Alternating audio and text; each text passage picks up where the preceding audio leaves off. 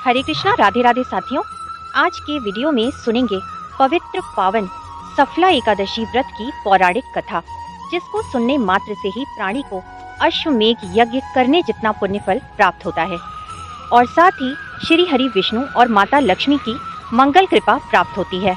जो लोग सफला एकादशी का व्रत नहीं कर सकते वो कम से कम व्रत कथा का पठन या श्रवण जरूर किया करें, और जो लोग एकादशी का व्रत रखते हैं उनका व्रत कथा के बिना पूर्ण नहीं माना जाता। तो सभी को व्रत कथा का पठन या श्रवण जरूर करना चाहिए। महाराज युधिष्ठिर ने पूछा, हे जनार्दन, पौष कृष्ण एकादशी का क्या नाम है? उस दिन कौन से देवता का पूजन किया जाता है और उसकी क्या विधि है? कृपया मुझे विस्तार पूर्वक बताएं। भक्त वत्सल भगवान श्री कृष्ण कहने लगे कि धर्मराज, मैं तुम्हारे स्नेह के कारण तुमसे कहता हूँ कि एकादशी व्रत के अतिरिक्त मैं अधिक से अधिक दक्षिणा पाने वाले यज्ञ से भी प्रसन्न नहीं होता हूँ, अतः इसे अत्यंत भक्ति और श्रद्धा से युक्त होकर करें। हे राजन, द्वादशी युक्त पौष कृष्ण एकादशी का महात्म्य तुम एकाग्रचित होकर सुनो। इस एकादशी का नाम सफला एकादशी है। इस एकादशी के देवता श्री नारायण हैं। विधि पूर्वक इस व्रत को करना चाहिए। जिस प्रकार नागों में शेषनाग, पक्षियों में गरुण, सब ग्रहों में चंद्रमा, यज्ञों में अश्वमेघ और देवताओं में भगवान विष्णु श्रेष्ठ हैं, उसी तरह सब व्रतों में एकादशी का व्रत सर्वश्रेष्ठ है। जो मनुष्य सदैव एकादशी का व्रत करते हैं वे मुझे परम प्रिय हैं। अब इस व्रत की विधि कहता हूँ। मेरी पूजा के लिए ऋतु के अनुकूल फल, नारियल, नींबू, नैवेद्य आदि 16 वस्तुओं का संग्रह करें। इस सामग्री से मेरी पूजा करने के बाद रात्रि जागरण करें। इस एकादशी के व्रत के समान यज्ञ, तीर्थ, दान, तप तथा और कोई दूसरा व्रत नहीं है। 5000 वर्ष तप करने से जो फल मिलता है उससे भी अधिक सफला एकादशी का व्रत करने से मिल जाता है। हे राजन, अब आप इस एकादशी की कथा सुनिए। चंपावती नगरी में एक महिष्मान नाम का राजा राज्य करता था। उसके 4 पुत्र थे।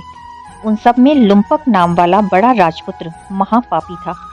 वह पापी सदा पर स्त्री और वैश्यागमन तथा दूसरे बुरे कर्मों में अपने पिता का धन नष्ट किया करता था।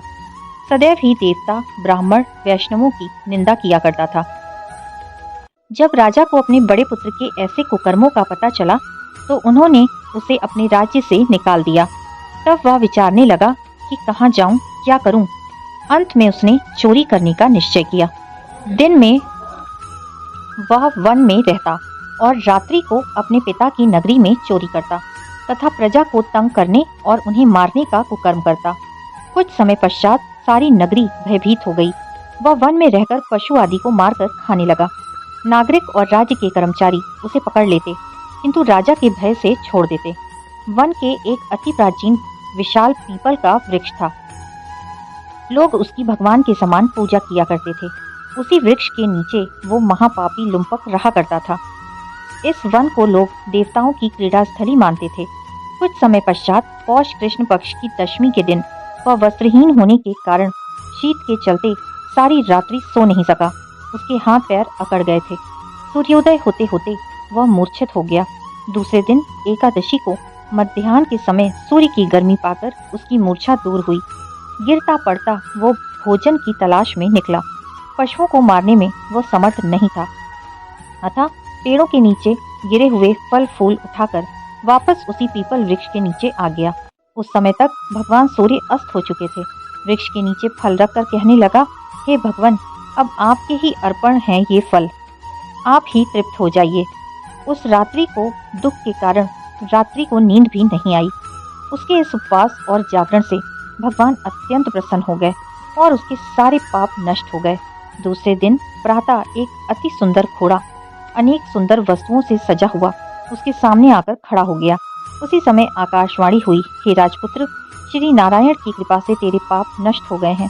अब तू अपने पिता के पास जाकर राज्य प्राप्त कर। ऐसी वाणी सुनकर वो अत्यंत प्रसन्न हुआ और दिव्य वस्त्र धारण करके भगवान आपकी जय हो कहकर अपने पिता के पास गया।